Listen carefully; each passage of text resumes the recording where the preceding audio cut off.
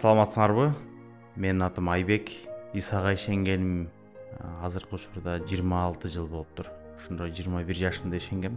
Ишенгенимдин бирден бир себеби бул ички дүйнөнүн тынчсыздыгынан болгон окшойт. Азыр ушул нерсени карап көрсөм. Бала кезимде мен атам 3 жашымда каза болгон. Анан бала кезимде ушу ата кандай болот экен мен үчүн аябай суроо болчу. Атамдын мүрзөсүнө барчумун, көрчүмүн, жолуктургум келчү, ушундай кусалыктар болгон окшойт кыясы. Анан убакыт өтүп чоңойдук, 9-ду бүттүк, училищага окудук. Ошол учурда менин бир Акылбек деген тайкем бар. Ал ушу Исага ишенип калыптыр. Мен бирде айылга барсам, 11-ди бүтүп, училищаны бүтүп, анан Бишкекке окууга тапшырып, анан ошол каникулда айылга барып калсам, тайкем ишенип калыптыр. Анан бир көргөндө ошо жеңем жакшы кабар айтып берди. Анан мен ошол эле замат ишендим. Бирок өзүмө мындай чечим чыгардым. Азыр мен жашмын, дагы мен ойноп күлүшүм керек. Убакыт деген бар. Өлөрдүн алдында эле мен ишенип койсом болот дедим. Ошого ишенгенге эмне түрткү болду дегенде, менин ошол тайкем мен үчүн бала кезимден эле авторитет болчу. Мен тайнемдин да колунда өскөм. Тайкем айткан нерсенин 100дөн 100%-на ишенчимин да. Анан ал айтканы менен жашоосу дагы аябай өзгөрүлүптүр. Мен үчүн жашоосунун өзгөрүлгөнү бул айткан сөзүнөн баягы жок нерсеге ишениш кыйын болмок деп ойлойм. Бирок ошо айткандан кийин мен чын эле ишендим. Мен азыр айттым өзүм ичимен, азыр мен үчүн эрте. Мен ойноп күлүшүм керек. Мен 21 жаш. 10 күлүңдүн бир ачылып элек жашоодо кандай деген сонун нерселер бар. Мен бала кезимден эле мындайча айтканда спекулянт деп коет. Ошол кезде алып сатар же болбосо ошо бала кезимден эле мындай тың жүргөн балдардан болчумун. Ушул айылдан экинчи иномарка тепкен балдарданмын 94-жылдары. Мындайча айтканда өзүмө өзүм мындай тың болгондуктан көптөргө мындай орусча айтканда жалость деп коет, андай менде жок болчу. Анан ошентип учурашып кеттим.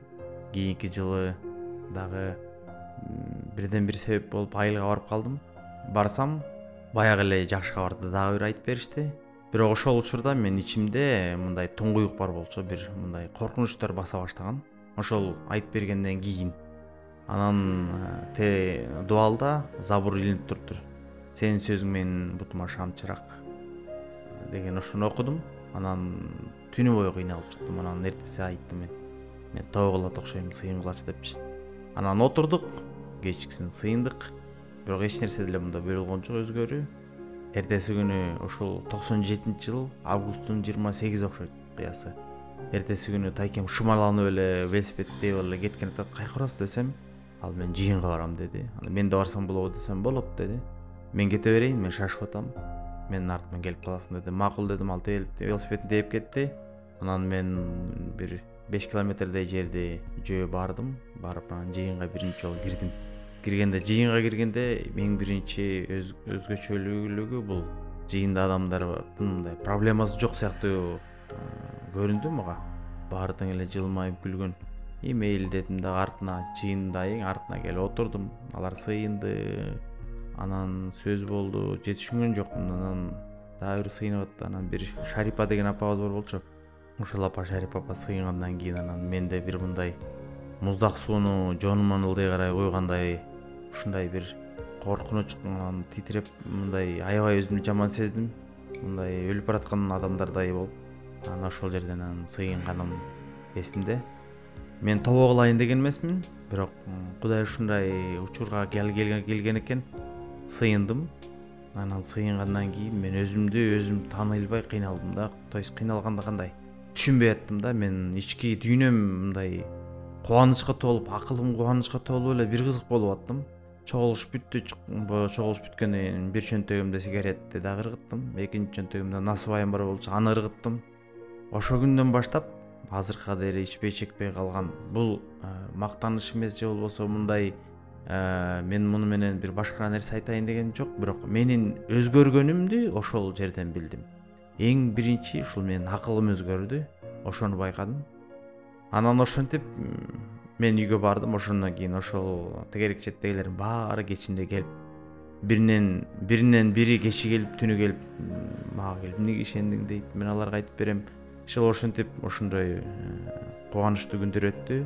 Ошондон баштап менин жашоом өзгөрүлгөнүн өзүм байкадым. Анткени себеби буга дейре ошол ишенгенге дейре мен далай тамеки таштаганга аракет кылчумун, аракты таштаганга аракет кылчумун, калп айтпаганга аракет кылчумун. Ошону 5-6 күнү кийимдеримди тазалап, эртең биринчи күндөн баштап жакшы адам болом деп аракет кылчумун дагы. Биринчи күнү, экинчи күнү жакшы адам болом, үчүнчү күнү баягы эле артка кетмей да, төртүнчү күнү ушу достору менен гүлө жетип жүрөсүң, бешинчи күнү дискотекада жыргап. Ошол жыргал жашоодон дагы жүрөгүм чарчаптыр да, акылым. Анан ошол жүрөгүмө ошол Исага ишенген же Исанын жолу мага аябай жаккандыктан жүрөгүмө, акылыма майдай жакты да.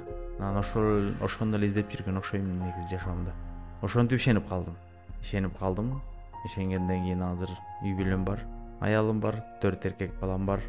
Азыр деле жердеги түйшүктөр бар, бирок аны Кудай менен, Кудайдын күчү менен өтүп келатабыз. Мен орусча айтканда я глубоко убежден, то что мен эртеңки күнү бейишке барам. Мен жашоомдо бала кезимде толбогон аталыкты мен ушул Исага ишенип ошол нерсени алдым. Мен азыркыга дейре 4 эркек балама ата болуп аткан учурда дагы мен Кудайдан сурайм. Кудай, мен чын эле туура ата болуп атамбы же туура эмеспи депчи. Анткени себеби мен жашоодо атамды мындай курч мүнөздөрүбү же болбосо мындай тартипке салуу учурларыбы же кандайлыр нерселерди билбейм мен негизгисин. Бирок ушу Исага ишенип атага кандай болот экенин, канчалык мээримдүү сүйүүгө толгон ата экенин билдим. Анан азыркы учурда деле үй бүлөм менен ушу балдарыма ушу мен жердеги атанын тартибин албасам да, бирок асмандагы атамдын тартибин алып жашап келатам. Ишенгенден кийин мен дагы бир ажайыптарды айтып койбосом болбойт. Биздин тукумубузда мындай ашказаны ооругандар бар.